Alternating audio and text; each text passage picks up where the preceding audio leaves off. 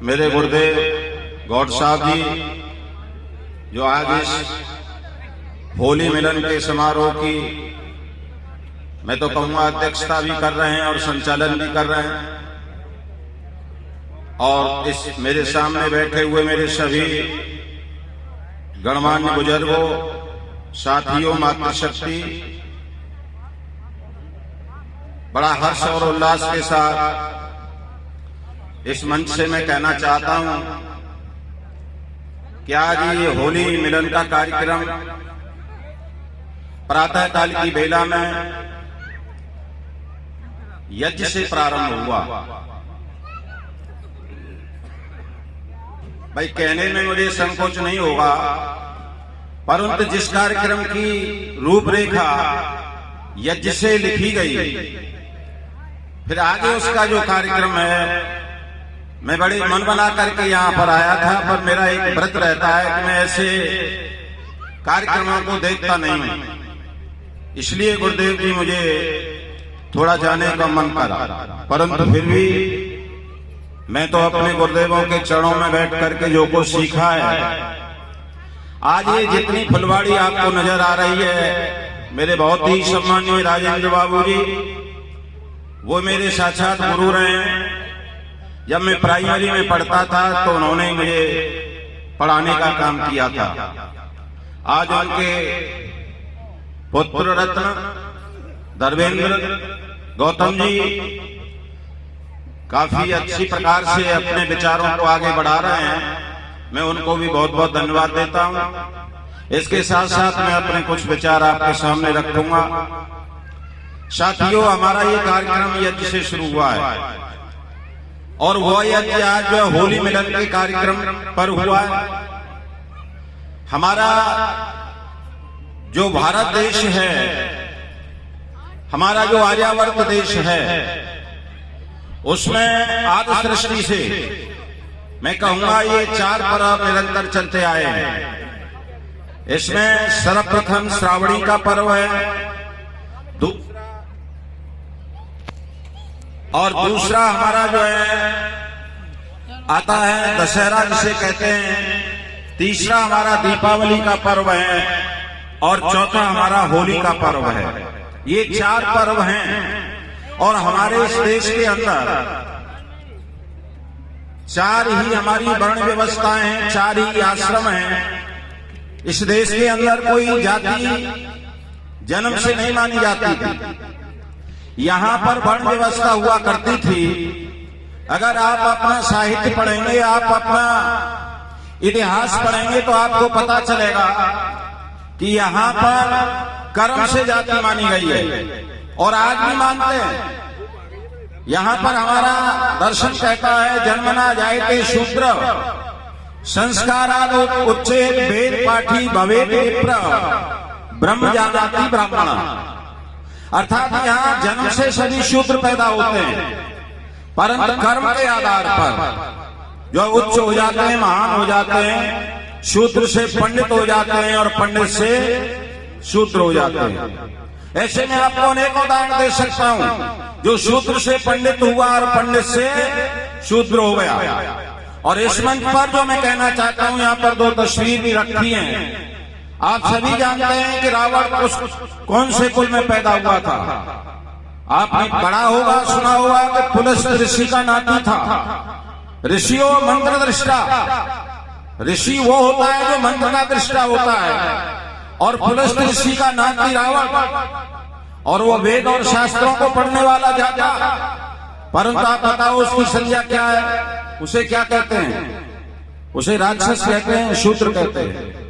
इसलिए मैं आपसे कहना चाहता हूं, मैं जो बात कहना चाहता हूं, आज इस कार्यक्रम के अंतर्गत हमारी 4 वर्ण ब्राह्मण, क्षत्रिय, वैश्य, शूद्र और वैश्य, और इसके लिए हमारा वेद कहता है, ब्राह्मणोश्य मुखमासी बाहुराजन्य कृत उरु तदस्य यद वैश्य पदभ्याम शूद्रो अजायत। यहाँ ये व्यवस्था की गई कि ये हमारा यहाँ से ये क्या है? ये ब्राह्मण है, और हमारा ये भुजाएं ये क्या है? ये क्षत्रिय है, और हमारा ये पेट जो है ये क्या है? ये वैश्य है, और यहां से नीचे ये क्या है हमारा, ये शूद्र है। मैं नहीं कह रहा, आपका शास्त्र कहता है, वेद कहता है, ब्राह्मणोश मुखमाशी बाहु राजन्य करता उरु तदस्य यद वैश्य पदभ्याम शूद्र हो जाएगा। तो यहाँ पर ब्राह्मण क्षत्रिय वैश्य शूद्र यहाँ पर 4 ही पर्व हुआ करते थे। और जैसा मैंने बताया है, श्रावणी का पर्व, दशहरा का वैक्स। अब इसमें सबसे पहले श्रावणी का जो पर्व होता है जिसे रक्षाबंधन कहते हैं, उस रक्षाबंधन का जो पर्व होता है वो ब्राह्मण का पर्व था। यहाँ पर रक्षाबंधन का पर्व ब्राह्मण मनाता था, अपने वेद शास्त्र दर्शनों को पढ़ता था और पढ़ाने का भी काम करता था। क्योंकि जो है वेद का पढ़ना और पढ़ाना, यज्ञ करना और कराना और दान देना और लेना, ये ब्राह्मण का काम हुआ करता है। इसलिए श्रावणी का पर्व ब्राह्मण का होता था।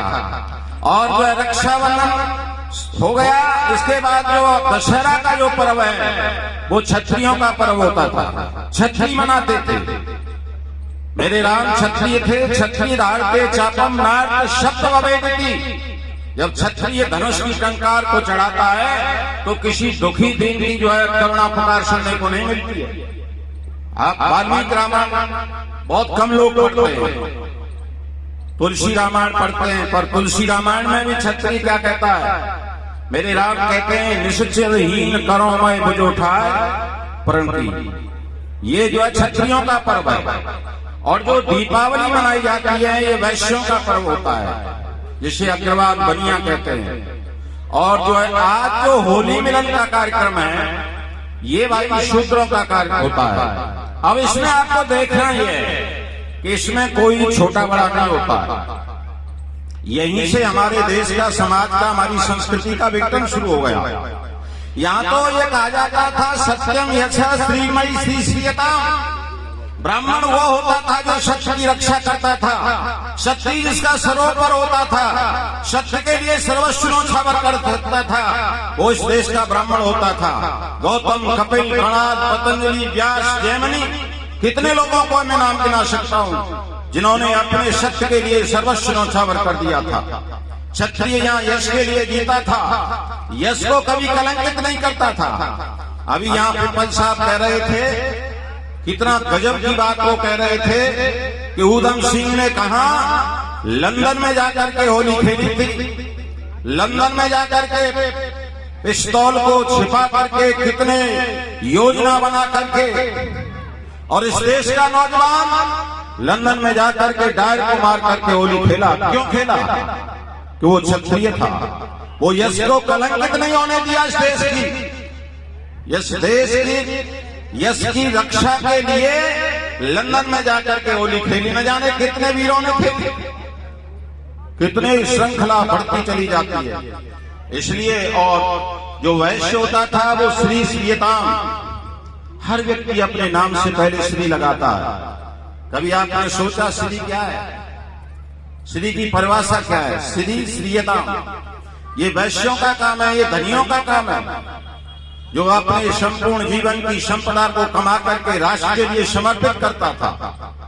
यहाँ की संस्कृति कहती है 2 शब्द हैं, धनपति और श्रीपति।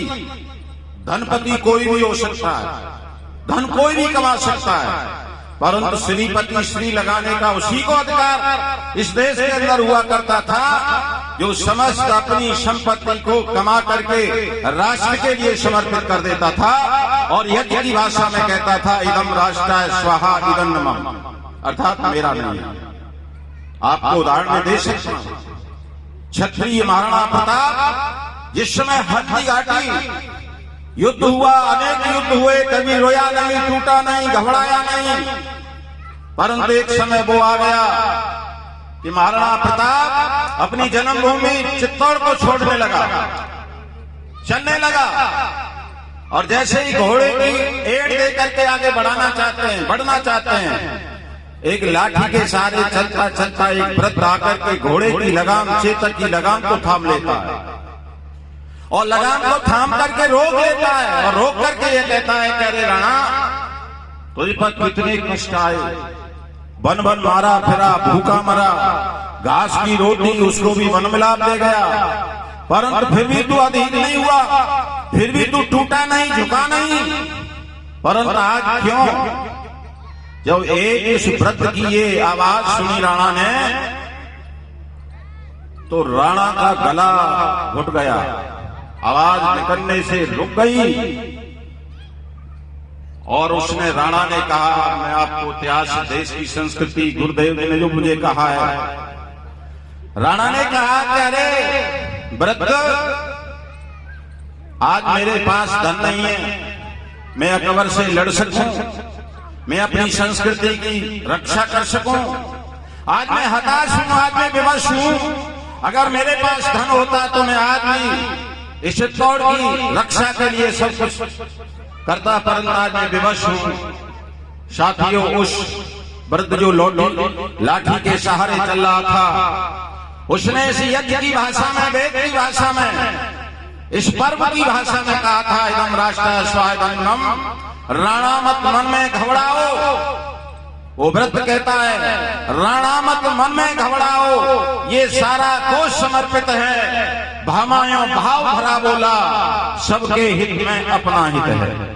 और उसने सर्वस्व, वो कौन था? वो वैश्य था। वो कौन था? वो अग्रवाल था, वो बनिया था, और वो दीपावली का पर्व मनाता था। और उसने, वो था भामाशाह। जब तक महाराणा प्रताप का नाम रहेगा इस इतिहास के अंदर, जब तक उसके साथ भामाशाह का भी नाम बोला जाएगा। इसलिए ये पर्व ये होते हैं। और इसके साथ साथ मैं कितना कहूं, मैं ये कहना चाहता हूं कि यहाँ से ब्राह्मण से लेके शूद्र तक इस देश में पर्व लोग मनाते थे। मेरा राम कहता है, मैं आया, मेरे एक एक शब्द को जरा गौर से सुनना, मैं आया जिससे बनी रहे मर्यादा, मैं आया जिससे बनी रहे मर्यादा, बच जाए प्रलय से मिटे न जीवन सादा, मैं राज भोगने नहीं भुगाने आया, नर को ईश्वर पर प्राप्त कराने आया, संदेश नहीं मैं स्वर्ग लोक का लाया, और इस भूतल को ही स्वर्ग बनाने आया। मेरे राम कहते हैं। तो आज आप उनके वंशज हैं, आप उनके, हमारे ऐसे पूर्वज थे। और मेरे कृष्ण क्या कहते हैं? न तो हम कामये राज्यम न स्वर्गम न पुनर्भवम, कामये दुक्तप्तानाम प्राण मात्र नाशनम। मुझे अब राज्य की कामना नहीं है, स्वर्ग तक की कामना नहीं करते हैं। और कहते हैं कि मेरा केवल और केवल एक ही उद्देश्य है कि मैं जो दीन है, दुखी है, उनकी सेवा करना चाहता हूं। इसलिए हमारा ये पर्व का जो प्रेरणा देता है, आज हम उसको अपनाएं। हमारे सामने दो तस्वीर हैं। एक तस्वीर उस राम की, वो तस्वीर है जिसके पैरों में घुंघरू बंधे हुए हैं, और वो राम का रूप बना करके, घुंघरू बांध करके, ठमक चलत बाजत घुंघरिया। और एक वो तस्वीर है मेरे राम की, धमक चलत हालत सब दुनिया। जिस समय मेरा राम चलता था, जिस समय मेरा भगवान राम चलता था, सारी दुनिया हिल जाती थी, चक्रवर्ती साम्राज्य था। आज हमने उस राम को, आज हमने उस कृष्ण भगवान को, जो आज पैरों में घुंघरू बांध करके नचा दिया। आप पुरुष थे, भगवान थे, जिन्होंने कितना बड़ा काम किया, आज हमें दुख होता है। इसलिए सज्जनों, आओ, मैं अपनी बात को समेटता हुआ, मैंने जिससे अपनी बात को शुरू किया था, एक वेद की ऋचा से, संगच्छत्वम संवदत्वम सम्मो मनांश्चन्ताम। ये होली का पावन पर्व हमें संदेश देता है मिलन का, हमें ये संदेश देता है संगठन का। ये आपने अभी यज्ञ किया है, इसके 3 भाग होते हैं। जब हम यज्ञ की परिभाषा करते हैं, हम लौटते हैं, तो यास्क मुनि इसकी यज्ञ शब्द की परिभाषा देता है, देव पूजा, संगतिकरण और दान। मैं अपनी बात को समेटता हुआ अपना सार रूप कहना चाहता हूं। इस यज्ञ के 3 अर्थ हैं, देव पूजा, संगतिकरण और दान। जिस जीवन में धर्मेंद्र जी, गौतम जी से मैं कहना चाहता हूं, आपने इस यज्ञ को किया है, वो आपके जीवन में आना चाहिए। सबसे पहला इसका अर्थ होता है देव पूजा। और देव पूजा, देवता हमारे 2 प्रकार के होते हैं, जड़ और चेतन। सबसे बड़ा दुनिया में अगर कोई देवता है तो बताओ कौन है? चेतन देवों में सबसे बड़ा देव है तो माँ है। माँ से बढ़कर संसार में और कोई देवता नहीं है। भगवान कहते हैं जो दूसरों की रक्षा करता है, दूसरों का उपकार करता है, तो संसार में सबसे बड़ा देवता माँ है। परमात्मा जिसे आप कहते हैं, ईश्वर जिसे कहते हैं, ब्रह्म जिसे कहते हैं, गॉड जिसे कहते हैं, अल्लाह जिसे कहते हैं, आज तक किसी ने नहीं देखा। उसका रूप निराकार है, उसका रूप नहीं है, परंतु हम उसकी पूजा कैसे करें? तो उसमें साकार रूप में परमात्मा के बाद अगर किसी का नंबर है तो वो माँ का नंबर है। क्यों है? ईश्वर के विषय में वेद में कहा है, हिरण्यगर्भ क्षमा वर्तताग्रे भूतस्य जाता पतिएकाशी, अर्थात वह परमात्मा हिरण्यगर्भ है, सारे संसार को अपने उदर में रखने वाला है और सारे संसार को देखता है, सर्वदृष्टा है। तो आप बताइए परमात्मा के बाद हिरण्यगर्भ इस संसार में कौन है? परमात्मा के बाद अगर कोई हिरण्यगर्भ है तो माँ है। माँ बच्चे को पेट में पालती है, उसकी एक एक धड़कन को सुनती है, जानती है। इसलिए सबसे बड़ा देवता चेतन देवों में अगर कोई है तो माँ है, वो पिता है और गुरु है। जो व्यक्ति इन तीनों का तिरस्कार करता है, इनकी पूजा नहीं करता है, इनका सम्मान नहीं करता है, वो जीवन में कभी आगे नहीं जा सकता है। इसलिए मातृवान पितृवान आचारवान पुरुषो वेदा।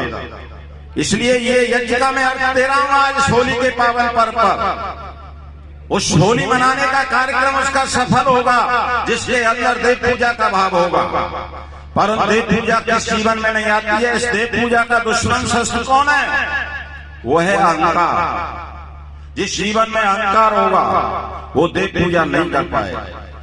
इसलिए अपने अहंकार को हटाने का काम इस होली के पावन पर्व पर करेंगे। आप सब लोग मिलकर के करेंगे। अगर टटोल करके देखिए, अहंकार एक ऐसी चीज है कि पता नहीं लगता है। व्यक्ति बहुत ऊपर बढ़ जाता है, झटका मार करके उसे नीचे गिरा देता है। इसलिए अहंकार को हटाओ। लाली तेरे लाल की तिक देखूं तिक लाल, और लाली देखकर मैं गई मैं भी हो गई लाल। अर्थात हम इस भाव को बनाएं कि हम अपने जीवन से अहंकार को हटा दें। जिस रूप में भी हो उसे देखें, कर तल कर पृष्ठे। व्यक्ति का जीवन जब आगे निखरता है, कर तल कर पृष्ठे, कि हमारे पीठ पीछे लोग हमारे बारे में क्या कहते हैं, इसे देखा करो। ये चिंतन है, ये भजन है, ये पूजा है कि आप देव पूजा को अपने जीवन में लाने का प्रयास करें और देव पूजा के लिए अहंकार को आप हटा दें। और दूसरा इसका अर्थ है संगतिकरण। अभी आपने हवन किया, इसमें समिध अलग थी, घी अलग था, सामग्री अलग थी, कपूर अलग था। अगर वो अहम लेकर के बैठे होते तो शायद ये हवन आपका सफल नहीं होता। समिधाओं ने अपना अहंकार हटाया, समिधाओं ने अपना स्वार्थ हटाया और समर्पित हो गई। और जो है हमारे हाथ में जो चारू हवी थी, सामग्री थी, वो भी और घी भी मिलकर के जो है एक यज्ञ का रूप आ गया। और यज्ञ का रूप आते ही उसमें से सुगंधी आने लगी, महक आने लगी और वो खुशबू सभी और फैलने लगी। इसलिए बंधुओं, संगठन का शत्रु कौन है? देव पूजा का शत्रु जो है अहंकार है। ऐसे ही संगठन का शत्रु स्वार्थ है। जिस जीवन में स्वार्थ आ जाएगा, उस जीवन में स्वार्थ आ जाएगा तो वो परिवार को तोड़ देगा, संस्था को तोड़ देगा, पार्टी को तोड़ देगा और जहां कहीं भी होगा उसे तोड़ देगा। इसलिए स्वार्थ भाव मिटे हमारा, हम लोग प्रार्थना करते हैं, स्वार्थ भाव मिटे हमारा, प्रेम पथ विस्तार हो, इदन्न मम का सार्थक प्रत्येक में व्यवहार हो। इदन्न मम जानते हो? इसमें यज्ञ में 17 बार बोला गया होगा इदन्नमम। इदन्नमम कहते हैं ये मेरा नहीं है। ये किससे आप सीखेंगे? मेरे राम से सीखो, मेरे भरत से सीखो। एक चक्रवर्ती राज को जो है फुटबॉल बना दिया। राम कहते हैं कि राज तुम्हारा है, मेरा नहीं। पिता ने तुम्हें आदेश दिया, इसलिए राज तुम्हारा है और उधर भरत कहते हैं कि राज्य तुम्हारा है, परमपिता परमात्मा ने तुम्हें पहले पैदा किया, इसलिए राज्य तुम्हारा है। आप विचार करिए, पिता बड़ा या परम पिता बड़ा। राज तिलक की गेंद बनाकर खेलने लगे खिलाड़ी, और इधर राम और उधर भरत दोनों ने ठोकर मारी। शिक्षा दे रही हमको रामायण अति प्यारी। तो ये जो है हमारा ईदन्नम जो है हमारे जीवन में आना चाहिए। अगर ईदन्नम आ जाएगा, वो कब आएगा? जब हमारे अंदर से स्वार्थ भावना हट जाएगी, स्वार्थ का विचार हट जाएगा, ईदन्नम का भाव आ जाएगा, तो निश्चित है कि आप अपने जीवन में बढ़ते चले जाओगे। ये पर्व हमें प्रेरणा दे रहे हैं। इसलिए जो है मेरे भरत ने तो यहाँ तक कह दिया, तुम मन में ये कल्पना करो बेटा मैंने जन्मा ही नहीं। आप थोड़ा सा यहां ध्यान करें, क्योंकि कभी लोग भी बोले हैं भरत ने अपनी मां से, जब ननिहाल से भरत लौट करके आ गए और सारा समाचार देख लिया, अयोध्या की सारी चर्चाओं को सुन लिया, तो मेरा भरत क्या कहता है? तुम मन में ये कल्पना करो बेटा मैंने जन्मा ही नहीं, मैं समझूंगा बिन मां के हूं मेरे कोई माता ही नहीं। तुम मन में ये कल्पना करो बेटा मैंने जन्मा ही नहीं, मैं समझूंगा बिन मां के हूं मेरे कोई माता ही नहीं। मानो तो है संबंध सभी, मानो तो सारे नाते हैं, वरना सब जीव अकेले ही दुनिया में आते जाते हैं। तप कर भुज कर हो गया ठोस ये हृदय न कोमल परत रहा, माता माता न रही अब से ये भरत ने अब ये भरत रहा। ये मेरी संस्कृति